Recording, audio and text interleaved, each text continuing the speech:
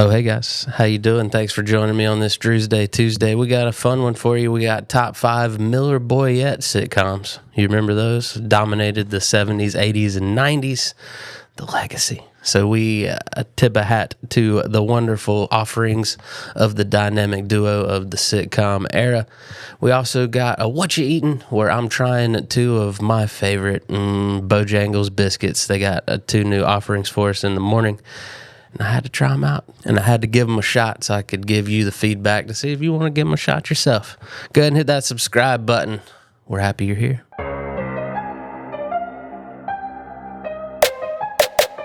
Hope you enjoyed the Ocho. It was Ocho weekend.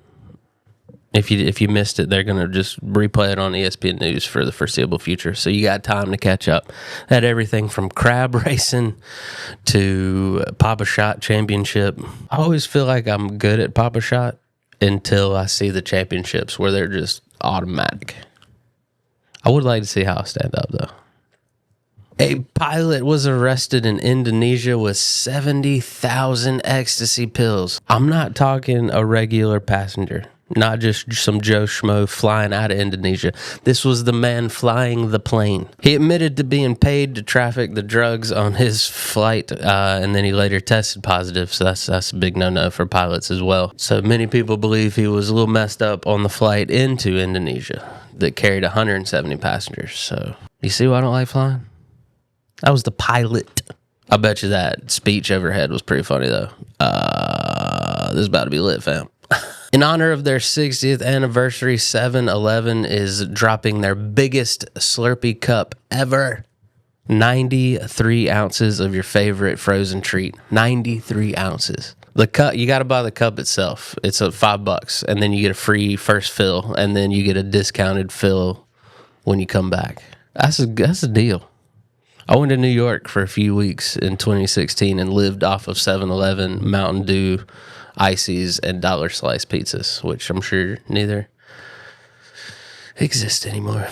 A Wales man was fined and arrested for dressing up as the Grim Reaper and standing on top of a hospital scaring patients. That's crazy to think. The only crime you committed is like, hey man, get out of here. And you're like, no, I have a message to spread. Some good news down in Georgia. The loggerhead sea turtle, which is a threatened species, has a record-breaking nest season, I guess. It's the most nests they've counted in 37 years. That's awesome. They been a threatened species since the 70s, and they don't reproduce until they're like 30 or 35, so they got a window there, and you just got to make sure the next generation gets rolling. Just to give you a number of how they're fixing the problem, in 2004, they had about 358 nests, and this past year they had 1,400 plus. So that's awesome, man. I love the turtles. I love turtles. So that's cool that getting that species to bounce back. A 97-year-old British lady broke the world record, her own world record, for oldest lady to wing walk. That's right. This 97-year-old lady got out of her perfectly good seat in a plane and walked out on the wing. Betty Bromwich, been doing it for about a decade now. She started when she was 87. Her first wing walk was at 87, and she's done it 6 times since, each time breaking her own record as the oldest female wing walker. This time she was fundraising for Cheltenham General Hospital that helped her overcome a stroke in 2025. So not only is she doing this at 97, she is a stroke survivor, raising money for other people that suffer from strokes. So, man, Betty Bromwich, hats off to you. Good Samaritan of the Day award for sure. From a heartwarming story to this, 25 pounds of cocaine was found in a abandoned storage building in Charlotte. They also found fentanyl and methamphetamines. It had gone past due, so they auctioned it off.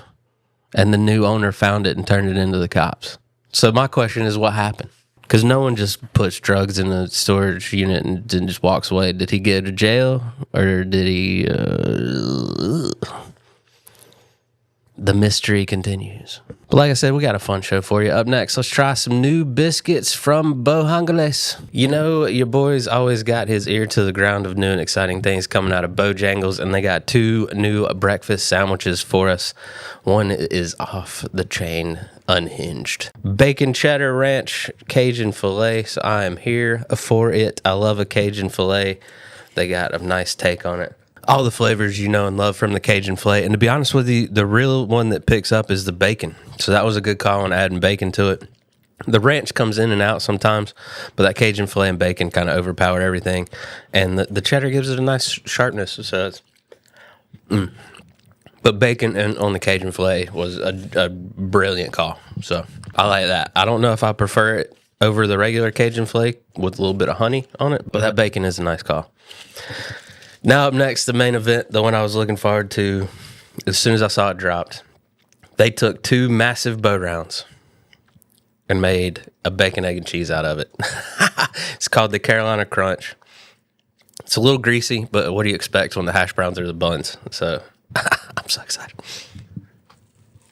That is fantastic. Oh my goodness. It's a little bit flimsy. It's falling apart on me, but who cares? It is delicious. That hash brown... The only Bojangles can do it the Bo way. They got one of the best breakfast eggs in the game. I know it all comes probably from a carton, but I enjoy Bojangles fake eggs the best. The cheese, the bacon, I'm here for it. You got yourself a Frankenstein of a breakfast sandwich here, Bojangles, but hey, it's fantastic. That bite had the most bacon in it. I don't regret it at all. Yeah, if you're a Bojangles fan, these are going to be 2 hits for you.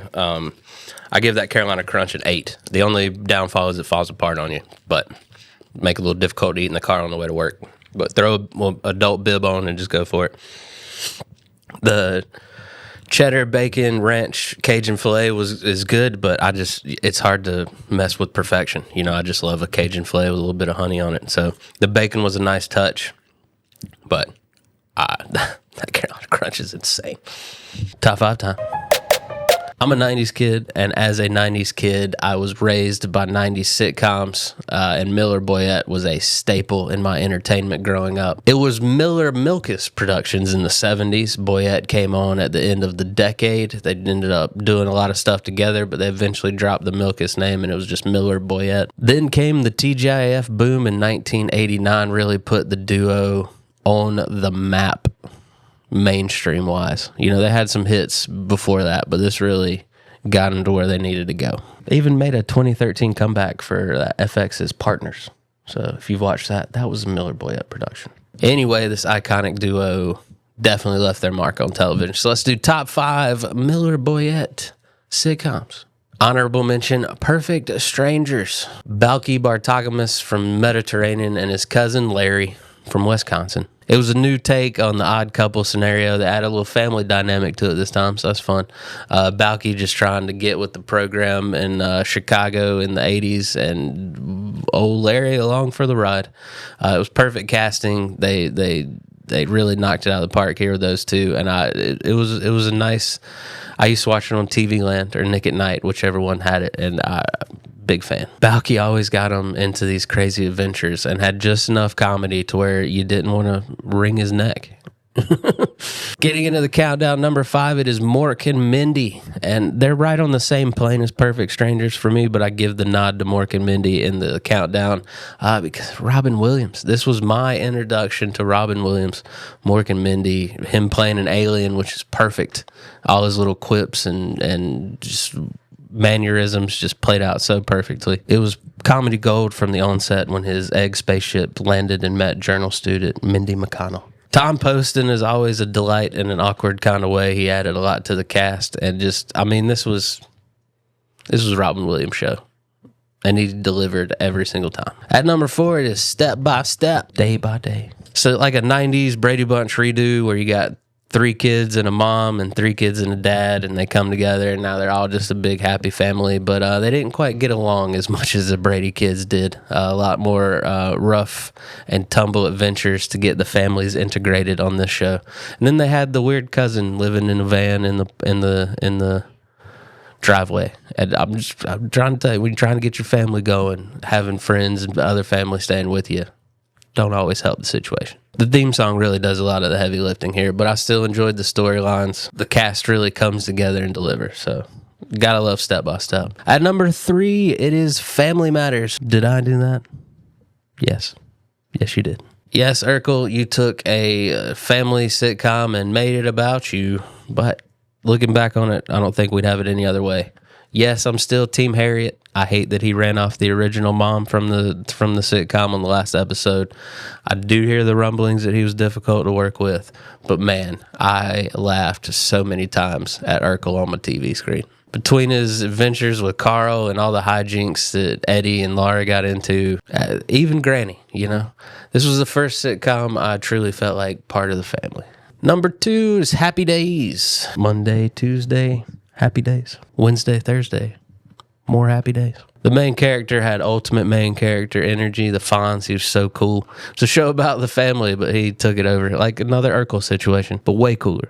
Potsy, Richie, Ralph, all were friends that you knew had your back no matter what. Even the annoying little sister Joni was charming. You know, she wasn't the annoying little sister at all. She added a lot to the show. So much so she got a spinoff. I mean, we're not going to talk about Joni Loves Chachi because that didn't work out for him. But still, a show that had that many spinoffs is admirable. Really set the blueprint for family sitcoms for decades. Getting into number 1, the only one that could dethrone Happy Days is Full House. Danny is truly a lucky guy, you know, I mean, minus his wife passing away, but the fact that he had 2 friends that would drop their entire lives and move in and help him raise his 3 kids. It was kind of like the reverse 3 men and a baby, like just so many more babies. You had Danny's life lessons. You had Uncle Jesse's style and flair.